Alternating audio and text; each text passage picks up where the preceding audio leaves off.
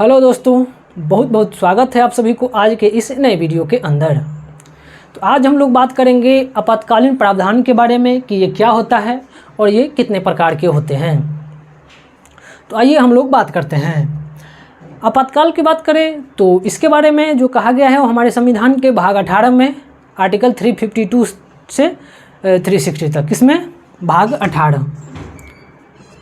संविधान के भाग 18 में जो आर्टिकल 352 से लेकर 360 है उसमें इसके प्रावधान के बारे में बताया गया है।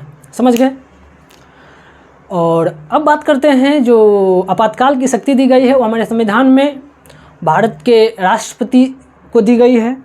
और भारत के राष्ट्रपति के द्वारा जो है वह 3 प्रकार के आपातकाल लगाए जा सकते हैं। कौन सा? पहला राष्ट्रीय आपातकाल, दूसरा राष्ट्रपति शासन जो संवैधानिक तंत्र के विफलता के कारण लगाया जाता है, और तीसरा वित्तीय आपातकाल। इन तीनों को हम लोग बारी बारी से देखेंगे कि क्या होता है।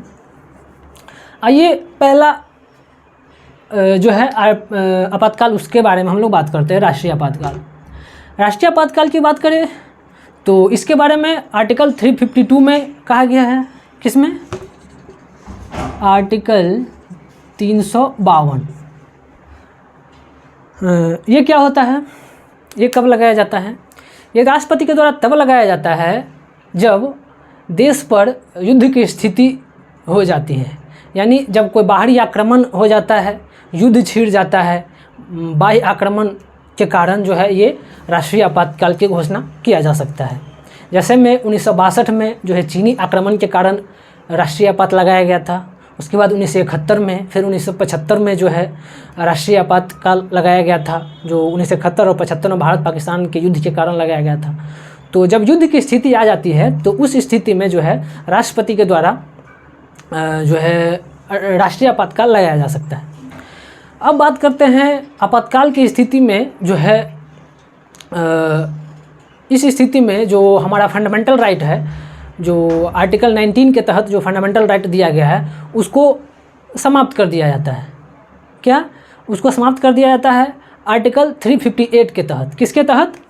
आर्टिकल, इसको समझिएगा थोड़ा, आर्टिकल 358 के तहत जो हमारा फंडामेंटल राइट दिया गया है आर्टिकल 19 के तहत जो मौलिक अधिकार है वो निलंबित हो जाता है। समझ गए? और आर्टिकल 19 के तहत मौलिक अधिकार समाप्त हो जाता है। और आर्टिकल 359 के तहत जो है, यानी आर्टिकल 359 के तहत जो आर्टिकल 20 और 21 जो है फंडामेंटल राइट, इन दोनों को छोड़ के, जो कि आर्टिकल 20 में है क्या, अपराध के ठहराए जाने से संरक्षण से संबंधित है, और आर्टिकल 21 में प्राण एवं दैहिक स्वतंत्रता है। तो इन दोनों आर्टिकल को छोड़ के, इसको याद रखिएगा, इसको समझिए थोड़ा। जैसे आर्टिकल 358 के तहत है कि आर्टिकल 19 के तहत जो मौलिक अधिकार दिया गया है उसको समाप्त कर दिया जाएगा। और आर्टिकल 359 के तहत जो आर्टिकल 20 और 21, कौन सा? 20 और 21, इन दोनों को छोड़कर, क्या? छोड़कर बाद बाकी जितना भी मौलिक अधिकार है, फंडामेंटल राइट है, वो समाप्त हो जाएगा राष्ट्रीय आपात की स्थिति में, जब ये आपातकाल लागू रहता है तब। समझ गए ना? समझ गए। अब बात करते हैं राष्ट्रपति शासन। ये कब लगाया जाता है? ये संवैधानिक तंत्र की विफलता के कारण लगाया जाता है। यानी कि क्या हुआ इसका मतलब, जैसे किसी राज्य में वहाँ के सरकार के द्वारा जो वहाँ का शासन है वो सुचारू रूप से संवैधानिक ढंग से नहीं चलाया जाता है, वो नहीं चला पाते हैं वहाँ का शासन अच्छे से, तो राष्ट्रपति को अगर ये बात का आभास हो जाता है तो उस राज्य का शासन जो है राष्ट्रपति अपने हाथों में ले लेते हैं। क्या करते हैं? तो अपने हाथों में ले लेते हैं। समझ गए? अब इसके विस्तार की बात करें इन दोनों का, तो समझिए इसको थोड़ा सा।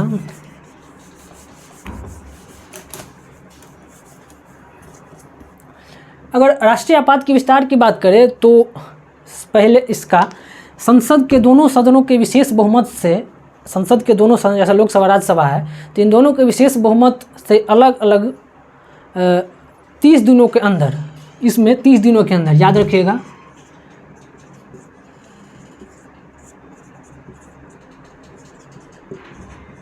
30 दिनों के अंदर संसद के दोनों सदनों से के विशेष बहुमत से प्रस्ताव को पारित कर दे तो इसको 6 महीना के लिए बढ़ाया जा सकता है, इस आपातकाल को।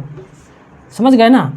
बशर्ते 30 दिनों के अंदर संसद के दोनों सदनों के विशेष बहुमत से प्रस्ताव को पारित होना चाहिए। 6 महीना के लिए बढ़ाया जा सकता है। फिर अगर 6 महीना के लिए बढ़ाया जाएगा तो वही विशेष बहुमत की आवश्यकता होगी संसद के दोनों सदनों से, और ये प्रक्रिया निरंतर चलता रहेगा। समझ गए ना? निरंतर चलता रहेगा।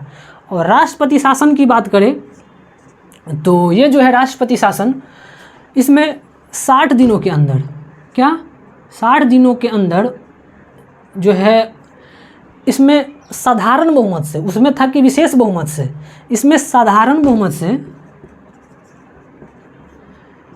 संसद के दोनों सदनों के अलग अलग साधारण बहुमत से इसको 60 दिनों के अंदर प्रस्ताव को पारित कर देता है तो ये 6 महीना के लिए बढ़ाया जा सकता है, और मैक्सिमम 3 महीना तक बढ़ाया जा सकता है, 3 साल तक।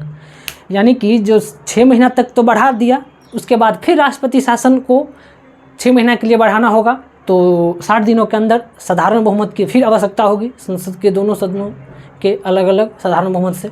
फिर 60 दिनों के अंदर जो है अगर बढ़ाना होगा तो 60 दिनों के अंदर फिर जो है साधारण बहुमत की आवश्यकता होगी, फिर 6 महीना के लिए बढ़ जाएगा। तो और ये प्रक्रिया जो है 3 साल तक चलेगा, और 3 साल तक ही ये वैलिड है। समझ गए?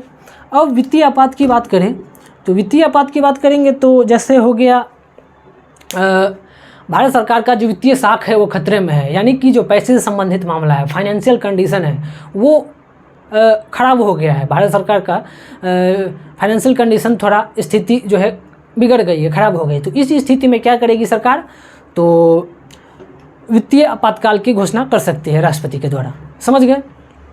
और ये भी जो है, और इस स्थिति में जो जितने भी सरकारी कर्मचारी है उनके वेतन भत्ते में जो है कटौती की जा सकती है। इनके प्रभाव की बात करें तो सरकारी कर्मचारी के जो वेतन भत्ते हैं उसमें कटौती किया जा सकता है। इसकी बात करें तो इसको भी 60 दिनों के अंदर अगर बढ़ाना होगा तो 60 दिनों के अंदर संसद के दोनों सदनों के साधारण बहुमत से प्रस्ताव को पारित कर दे तो ये 6 महीना के लिए ये भी बढ़ जाता है इस तरह से। तो समझ गए इतना? तो ये थी हमारी आपातकाल के प्रावधान के बारे में, जो राष्ट्रपति के आपातकालीन शक्ति के बारे में बताता है। उम्मीद करता हूँ वीडियो काफ़ी अच्छा लगा होगा।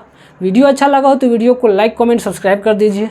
मिलते हैं नेक्स्ट वीडियो में, तब तक के लिए अपना ख्याल रखिए, पढ़ते रहिए। धन्यवाद।